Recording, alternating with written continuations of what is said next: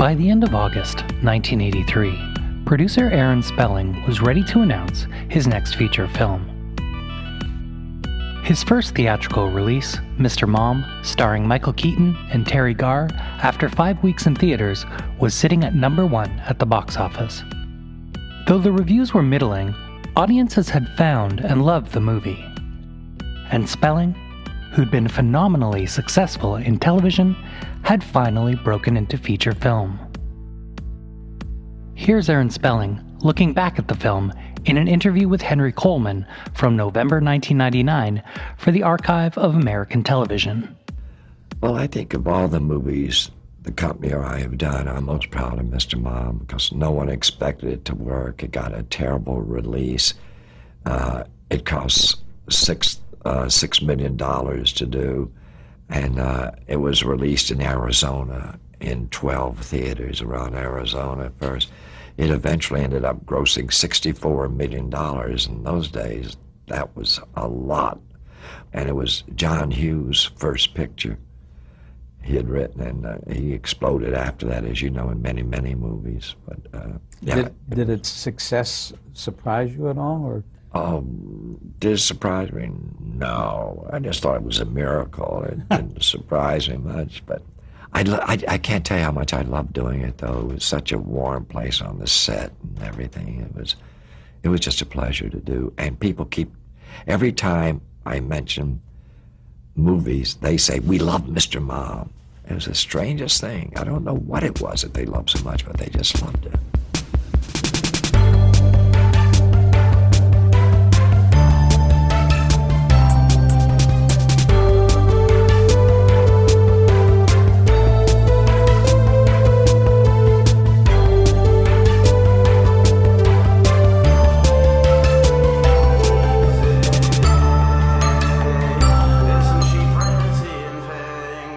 Welcome to Pretty and Podcast, a podcast mostly about the films of writer and director John Hughes. In this episode, I'll be talking briefly about Dallas Debs, sometimes called Dallas Debutantes, a screenplay written by John Hughes at some point in 1982. Few things were written about this film, so I'll keep it short.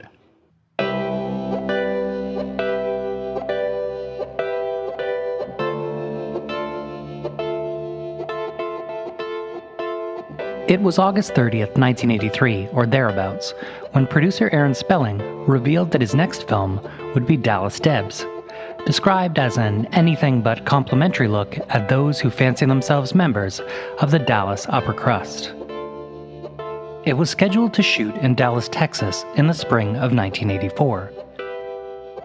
Very little is written about the plot of the film, but Spelling said this when describing it. It's going to be a comedy, a raucous comedy about the Dallas debutante scene. It's a scene I got to know during my years in that city, where debutante balls are graded on the size of their ice sculptures. Some of them are bigger than the state of Texas. Aaron Spelling had long lived in Los Angeles. He'd built a career in television so prolific that at one time in the mid-'80s, those around him, and even those who only knew him from his track record, referred to his place of work, ABC Television, as the Aaron Broadcasting Corporation. This is ABC. And though Los Angeles had been his home since the early 1950s, his heart was still in Texas, where Dallas Debs was set, and where he grew up long before he knew that he wanted to work in television. His track record wasn't perfect, of course. Few track records are, but no one remembers the missteps. At ease. We'll continue in a moment. They just remember when things went right, and Aaron Spelling had so many things go right. He was the man who made The Love Boat happen, The Mod Squad, Charlie's Angels, Dynasty, and the list extends well into the 1990s, with Beverly Hills 90210, Melrose Place, and Charmed. The screenplay for Dallas Debs had been in the works for longer than Mr. Mom. Writer John Hughes had already been working for Aaron Spelling on the TV series At Ease when he began work on Dallas Debs, and had even managed to recruit a young and up-and-coming producer named Shuler, who was a producer on Mr. Mom and is now best known for producing the X-Men franchise as Lauren Shuler Donner, but back then, she was largely an unproven talent. Midway through Mr. Mom's production, Spelling had fired both Hughes and Shuler from Mr. Mom, and Hughes had also been fired by Spelling from ABC's short-lived At Ease television sitcom. Fortunately, this happened to be serendipitous for both Hughes and Shuler. Hughes managed to use a script called Detention, better known as The Breakfast Club, to secure a 2-picture deal with Universal Pictures, and Shuler managed to get her film Ladyhawke into production.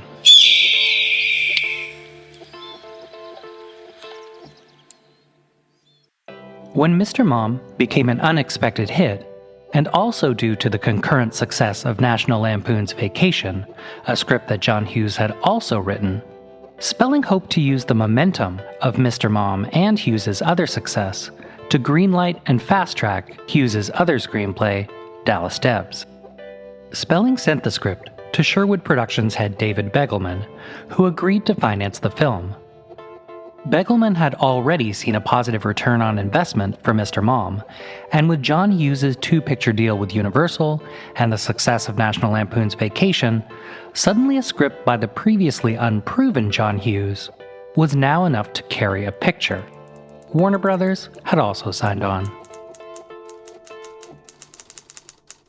Spelling may have asked Hughes to tackle any additional rewrites to the screenplay, but by the time Mr. Mom hit theaters, Hughes was already filming 16 Candles, and no longer wanted to write for anyone other than himself.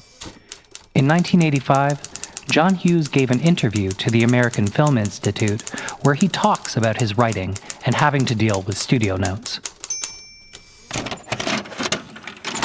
I really believe that a script it's a one-man thing. Comments are one thing, but when someone forces you to put ideas in, it's another thing. You can say, well, I read this and it doesn't make any sense at all. Okay, fine. Why? Well, because halfway through a character disappears. Those sorts of things are welcome. But when they say, okay, what I'd like here is right after here, move this scene over here and put this in, and then add this guy, and me personally, I lose.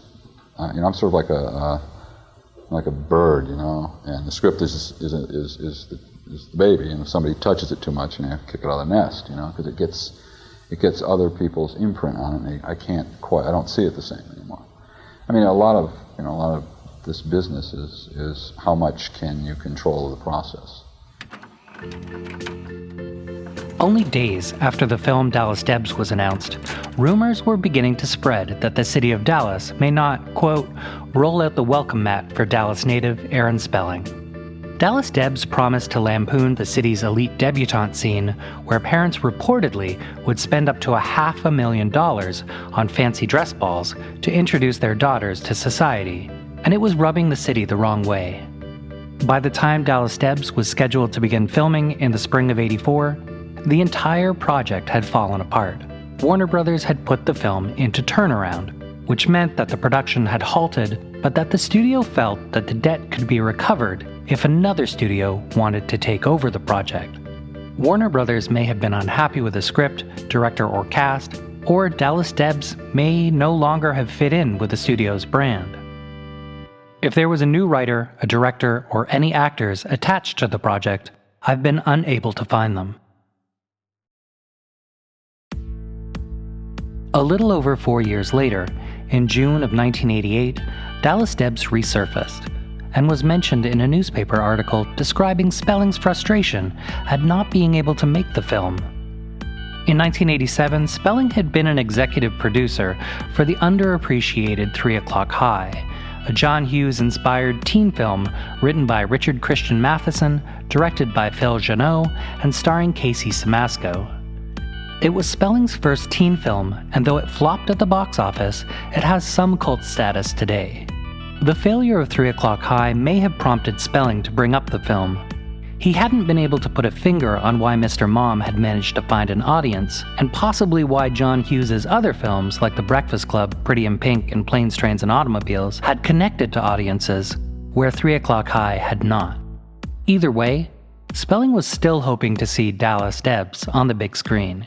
He said this: Warner's put it into turnaround, and it's amazed me no one else has wanted it. It was written by John Hughes, and you'd think that with all his subsequent successes, we would be able to get Dallas Debs made.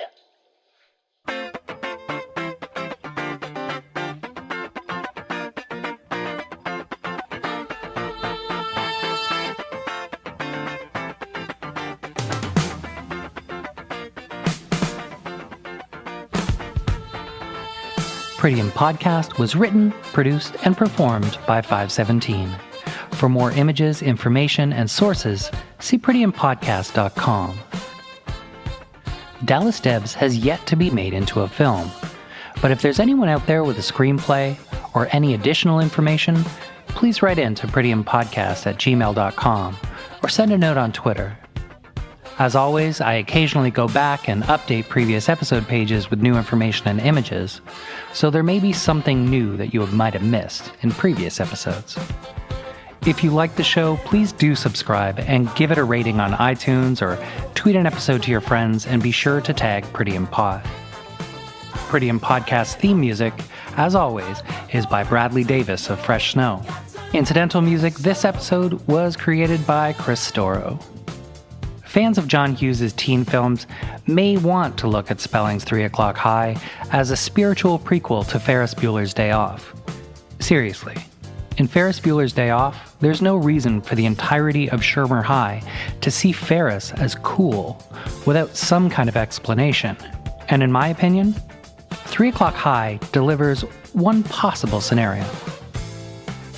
Next time on Pretty in Podcast, I'll look at Nate and Hayes, known in some parts of the world as Savage Islands, a 1983 film written by David Odell and John Hughes, directed by Ferdinand Fairfax, and starring Tommy Lee Jones. It was a busy year for Bully Hayes and the Reverend Nate. They met a queen and had dinner with a king. They fell off a bridge, took to the air, and took on the German Navy. Fire! Have the time of your life with Nate and Hayes. You're gonna like it. Rated PG.